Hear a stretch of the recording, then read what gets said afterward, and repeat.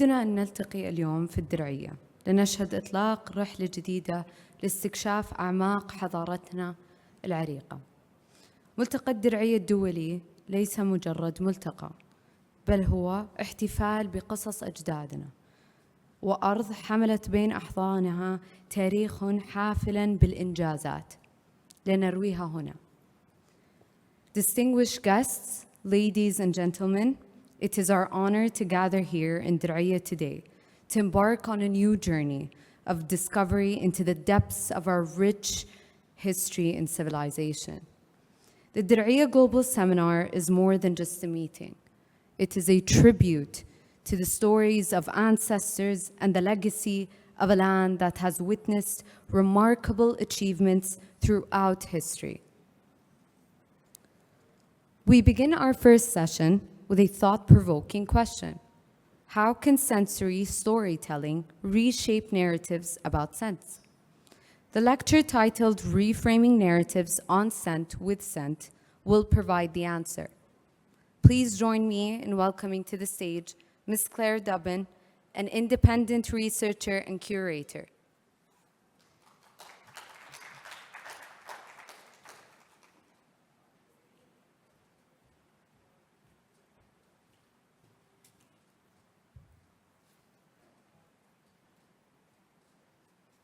Assalamu alaikum. Good morning, everyone. I'd like to start by thanking everyone who contributed to bringing us all together today for this fantastic event. It really is an honor to be here. So today I'm going to talk about scent. When I saw the theme for this year's seminar, I knew that scent would be a feature of some papers and provide the context for others. It just isn't possible to spend 2 days talking about trade and the cultural heritage of Dir'iyah without alluding to scent. What I didn't know, and still don't know, is where scent as a subject might sit within papers and panels on the spectrum of tangibility, because scent in so many ways is both tangible and intangible. As a botanical product currency, it has been grown, produced and traded for millennia. Olfactory practices and the consumption of scent are baked into culture, into traditions, identities, rituals and experiences, which pass from one generation to the next and continually evolve. The dynamic, multifaceted history of scent has been documented scientifically and archaeologically, anthropologically and sociologically, as well as in myriad art forms. Museum collections include tangible depictions and legacies of scent, of scent-related practices spanning thousands of years.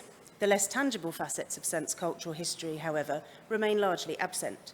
Museums and heritage spaces are overwhelmingly ocular-centric. They revolve around vision. We look, we read, we learn. Today I'm going to share some of the ways my work as a curator and interdisciplinary researcher attempt to challenge and change that by highlighting the benefits, potential and impact of a more olfactorily-led approach to researching, interpreting, documenting and engaging with narratives on scent.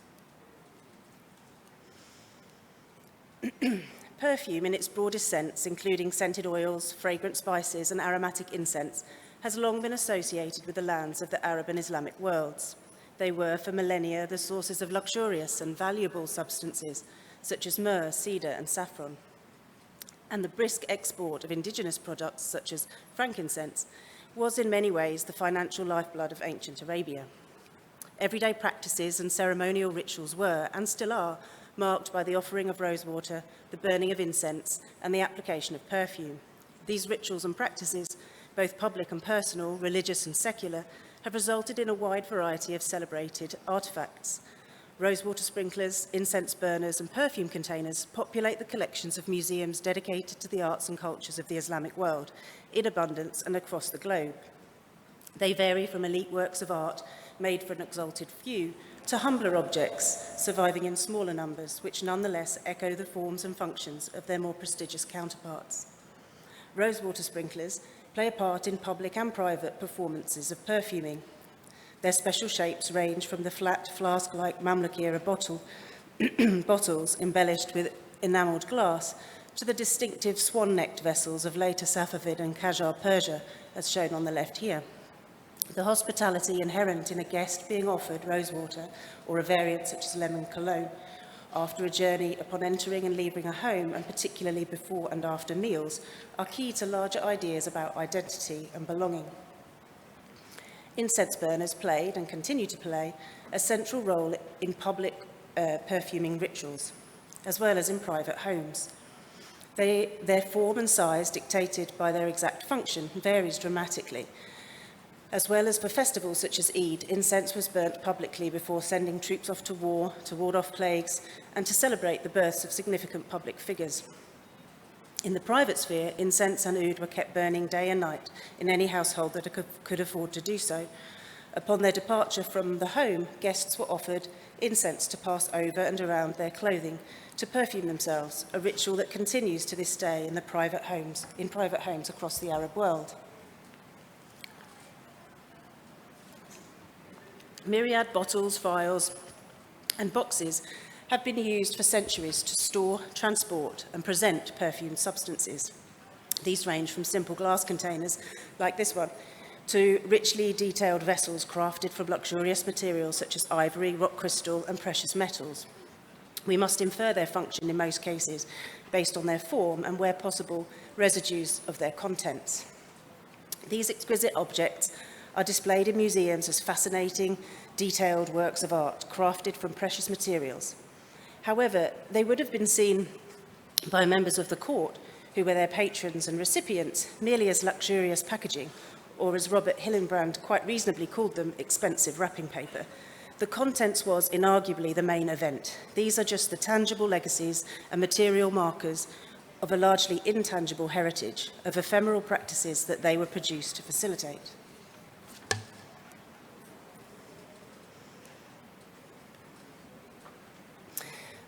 Yet, historic rosewater sprinklers, incense burners, and perfume bottles reside inactive in museum collections worldwide, whilst their contemporary counterparts maintain an active role in daily life and an enduring relevance in the contemporary arts and cultures of the Islamic world. They provide museums with rich visual content for exhibitions and display, but the full expression of these objects is incomplete in a traditional museum setting. When in use, an incense burner is almost entirely enveloped with heady smoke, and a perfume bottle would rest pleasingly but nearly hidden in one hand as it slowly released a few drops of precious scented oil. In museums, engaging with these objects is primarily visual and passive, whilst in everyday life that engagement is primarily olfactory and active. In museums, these objects are static, defined by their form and described with language. In life, these objects are dynamic, defined by their function and experienced multisensorially. The tangible artistic qualities and intrinsic value of these material objects are what is prioritised in museums, whereas in life, the intangible associative qualities and the intrinsic value of the scents themselves is what is prioritised. As well as safeguarding and collecting intangible cultural heritage associated with scent today, it's important for museums to revisit these historic objects and find ways to reconnect them with the living heritage, contemporary knowledge, and cultural expression surrounding olfactory practices. Because 99 times out of 10, museums continue to label them in relation to materials and artistic techniques, contextualise them with maps and eras, and display them with more objects within the same category, or perhaps made in the same way. This pushes them further from their function, further from their associated scent, and further from opportunities to connect more inclusively with visitors in an emotional, memorable, and relatable way. This disconnect between these objects in museums and in life is especially stark here and across the Arabian Peninsula, where these olfactory experiences in life are omnipresent. This could in part explain why I have found it so easy and inspiring to work here, and some of the most innovative developments in incorporating scent into heritage experiences have found fertile ground here in recent years. Last time I was here in March, I visited Diriyah Contemporary Art Biennale, where scent was included and the focus of several commissioned artworks and activations. Shortly after that, Perfumes of the East opened at Riyadh National Museum, an exhibition of several years in the making, with olfactory experiences considered part of both content and interpretation from the outset, resulting in a significant step away from exhibitions just being about scent and becoming exhibitions which actually engage with it. Another significant step closer to this becoming established practice can be seen, and more importantly smelt, in the incense experience in Alula.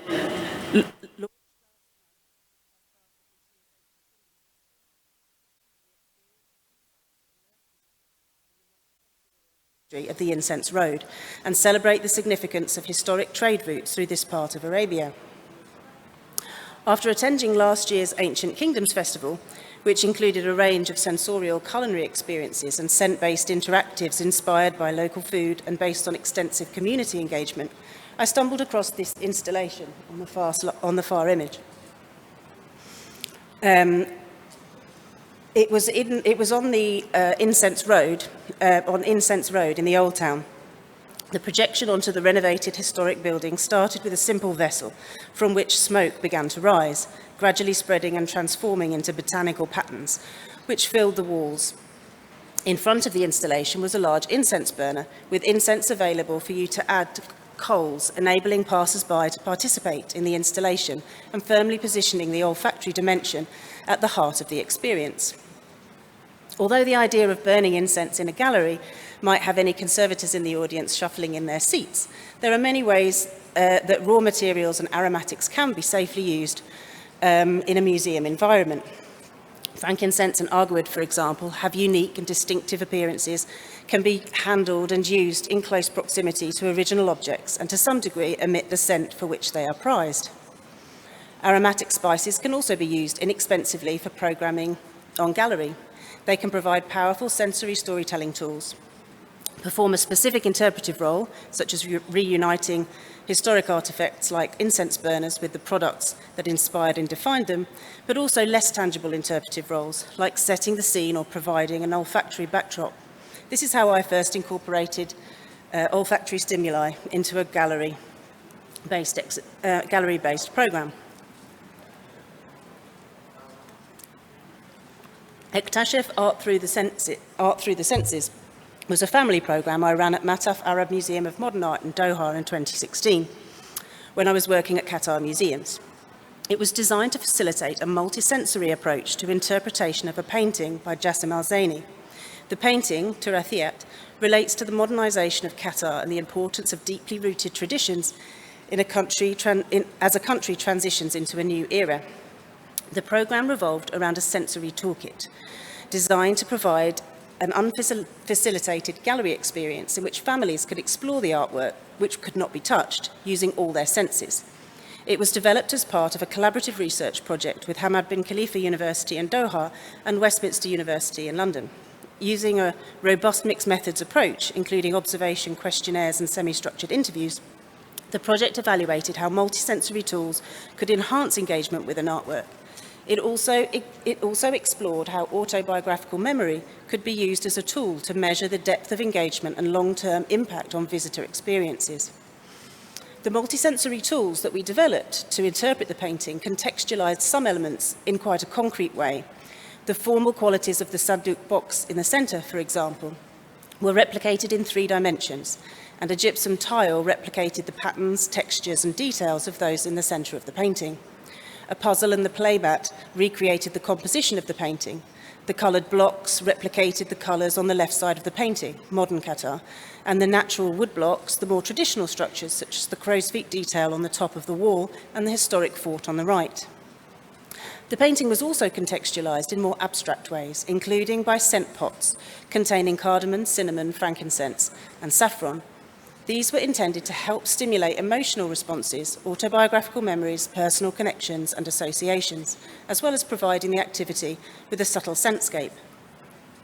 65 families attended, including 123 children from 8 months to 11 years and 90 adults.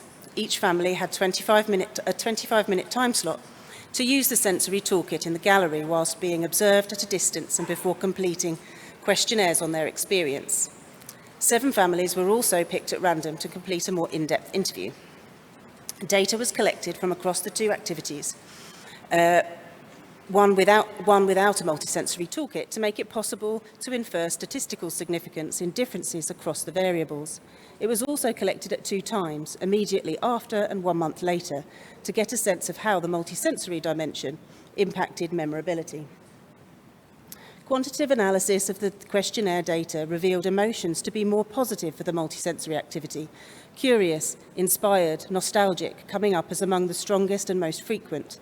There was also statistical difference in happiness and calmness being higher. The data from questionnaires revealed that emotions to be stronger and significantly more autobiographical memories to have been triggered during the sensory activity. Depth of processing was stronger, with deeper elaboration and more profound reflections on what they were thinking about during the activity, such as childhood, family, and the past. 96% of adults could create an image of the painting in their mind 1 month later, and 89% were able to draw it. 74% of children aged 5 to 11 and 50% of children under 5 were also able to draw the painting from memory 1 month later. These results are consistent with what we know from cognitive psychology and neuroscience about the power and properties of scent. Studies have explored and revealed the ability of scent to trigger vivid evocations of autobiographical experiences, finding that odor-cued memories are more emotional than memories elicited by verbal or visual cues, such as images or the written word. However, this study was comparing a multisensory visitor experience with a visual experience. It didn't single out the olfactory component and therefore could not determine the extent to which each sense contributed.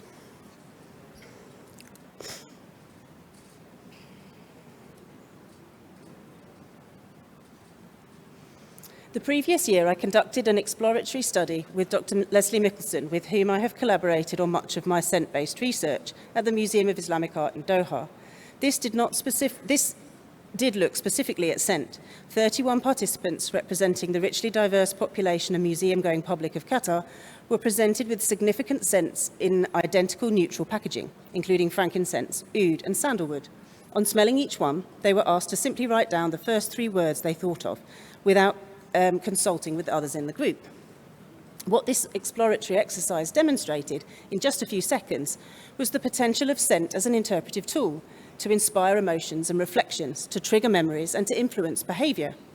Here you can see the words given on engaging with the smell of frankincense. We grouped the wide range of words into places, times, activities, adjectives, and nouns. On revisiting these words for this paper, the significance quickly became apparent of considering these words in relation to their tangibility and specificity, because within each category, there is a spectrum from relatively descriptive and concrete to more abstract and conceptual. That can be seen here in the actual source of the smell being cited, in this case frankincense or luban, at one end of the spectrum, and what the smell conjured in the mind or made the participant feel at the other: freedom, privacy, the night sky.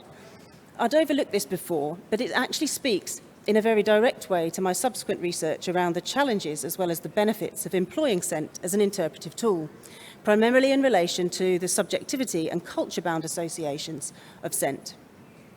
Home and church, for example, whilst in this part of the world frankincense is widely associated with home, or indeed grandma's house, in Europe, similar studies have since revealed a much stronger association with the church.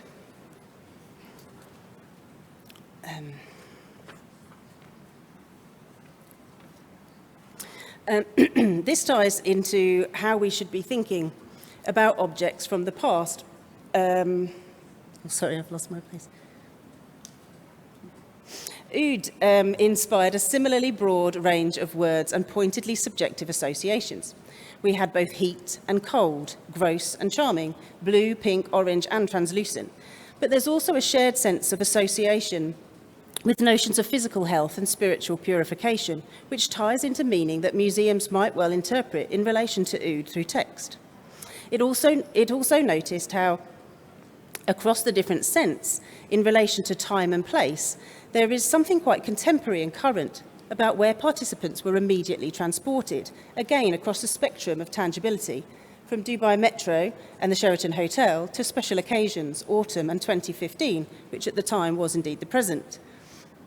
This ties into how we should be thinking about making objects from the past relevant and relatable to audiences today. Profoundly emotional associations and connotations like loneliness, solitude, wisdom, and joy also brought poetry to these direct associations with the aromatics, again without the need for interpretive text.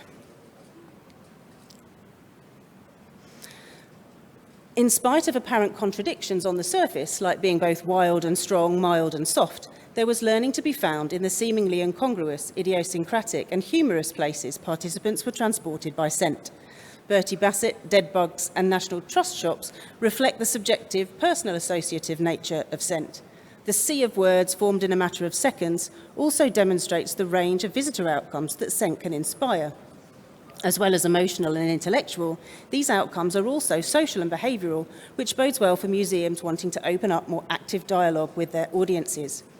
It was an exceptionally engaging activity. In inspiring vivid memories and a broad range of emotions, as well as more physiological responses, the act of smelling sparked rich debate around both shared associations and those uniquely personal to individuals. Passionate storytelling moved from tribal culture in Africa, dodgy hotel rooms in Europe, and long train journeys in Asia to memories of childhood and distant and deceased loved ones. Although many personal associations were different, participants engaged with others in response to these differences, passionately sharing and defending them.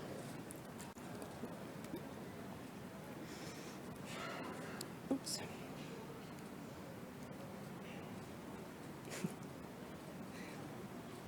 The potential for olfactory experiences to play an active role in the interpretation of scent in the arts and cultures of the Islamic world and associated visual art collections, much of which I have drawn on for this paper, is explored in a book chapter I wrote with Dr. Leslie Mickelson in 2018. We started our research in Doha and later picked it up in a slightly different direction in Hawaii for Shangri-La Museum of Islamic Art, Culture and Design a few years later.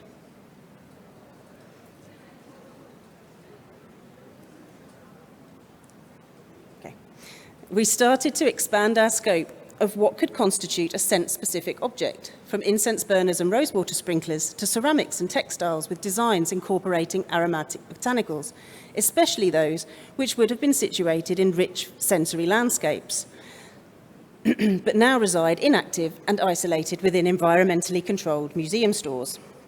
We explored the inspiration and inference of precious scents evident in the intricate floral designs of this 17th century silk carpet, echoing palace floors strewn with sweet-smelling vegetation, or the delightfully conceived garden pathways outside, from which visitors would inhale fragrances as they walked.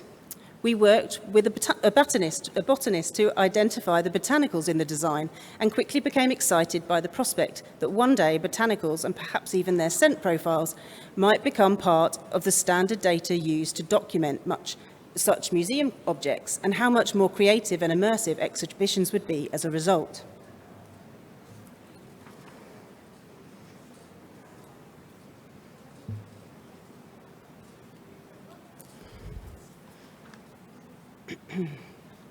The next step for me was to start my PhD, to ultimately apply the same robust research design that we had used in Ektashef to a scent-specific study, to generate the kind of results that might help move museums a step closer to that wonderful distant world where exhibitions and documentation and the research that underpin them to be inherently multisensory. And scent not to be 99.9% absent from exhibitions. For the first big study, I conducted a survey to explore if, how and why scent is being used as an interpretive tool. Responses from 178 museum practitioners, defined in the eligibility screening question as anyone whose work involves or contributes in some way to interpretation. This includes interpretation specialists, curators, educators and exhibition designers working across all museum types, based and working across 54 countries. Over 25 had worked with collections dedicated to Arabian heritage or the arts and cultures of the Islamic world. The idea was to gather the perspectives, insights and experiences of museum practitioners who rarely have the time to publish on as well as develop innovative exhibits, and to ensure that the full extent of olfactory activity, particularly in this region, is documented, disseminated and contributing more fully to the development of global standards moving forward. Practitioners were asked how important they think it is for interpretation to be multisensory. Across all museum types, 87 considered it to be extremely or very important. When asked how often the interpretation they develop engages each sense, perhaps not surprisingly, vision was the highest, followed by touch, sound, smell, and then taste. Only 6 museum practitioners out of 178 reported to always use scent. Notably, those 6 were spread across all museum types and almost all professional roles. They were also based in different countries and across 5 continents. Scent Scent is most commonly used in public programming activities and events, followed by temporary exhibitions and then permanent displays. The primary audience given was children and families, either exclusively or alongside additional audience groups. This was followed by it actually being a good addition for anybody.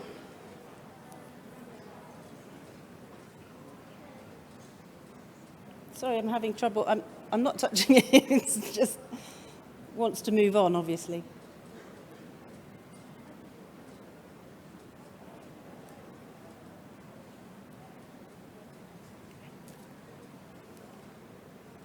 Okay. This slide, it started with this slide, so I needed to be on this slide. This slide shows a snapshot of the most frequently used words within responses to a question on the perceived value and benefit of using scent as an interpretive tool.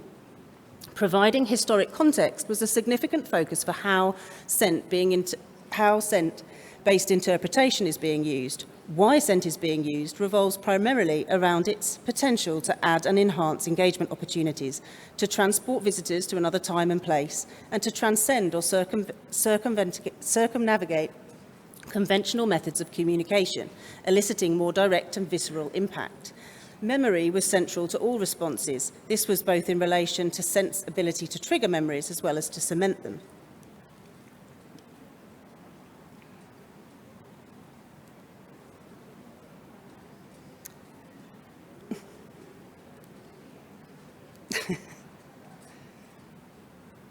Okay. 3 thematic strands ran through responses to challenges and barriers faced by practitioners. A lack of resources, the need to understand specific health and safety issues, and the ambiguity surrounding best practice. The challenges and barriers experienced by practitioners wanting to employ scent as an interpretive tool are as important to understand as the value attributed to it. Both are informing the approach I am taking to my next experimental study. I ultimately want research to support and contribute to practice. I'm not interested in what scent can do in theory. There is abundant literature and data on that. I want to create achievable, scalable approaches that museums can employ effectively on any budget. I'm working... I thought I'd done it that time. I'm working with the artist Grace Payne-Kumar, an exceptionally talented, classically trained portrait artist who is passionate about using her traditional medium to push boundaries, challenge conventions, and reframe narratives from more culturally inclusive perspectives. It is early days, but what we are essentially creating is another sensory toolkit, but this time for adults. Grace will produce a large painting including and depicting the activation of authentic objects from museum collections spanning 4,000 years of scent. This will be used, the objects will be in use, diffusing, carrying and dispensing scent, and accompanied by their associated botanicals and products. The idea is to display the painting alongside as many of the depicted objects as possible, and to incorporate a bespoke series of scents. The scent design will be done in consultation with academics and community experts with intimate knowledge and lived experience of the intangible as well as the tangible elements and narratives surrounding the objects. We will develop an enriched audio interpretation, which will provide a guided experience around the painting, objects, and olfactory cues. The research design incorporates 4 variables: the painting and the objects alone, the painting, objects, and standard audio description, the painting, objects, and enriched audio, but without scents, only alluding to it, and then the painting, objects, enriched audio, and the scents. I'm happy to discuss this further with anyone interested in knowing more or collaborating with us on this, and I hope to return next year with some results. But I need to wrap up here as I'm almost out of time. So,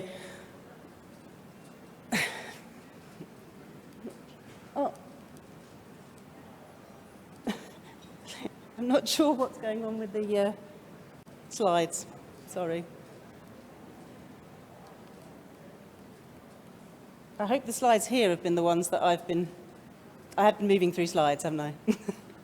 Haven't I? Yeah.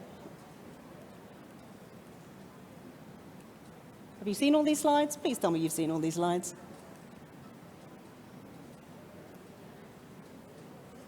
Okay. I will wrap up now. One more. Excellent. Multisensory approaches to storytelling present opportunities for museums to reframe narratives on scent in Arabia,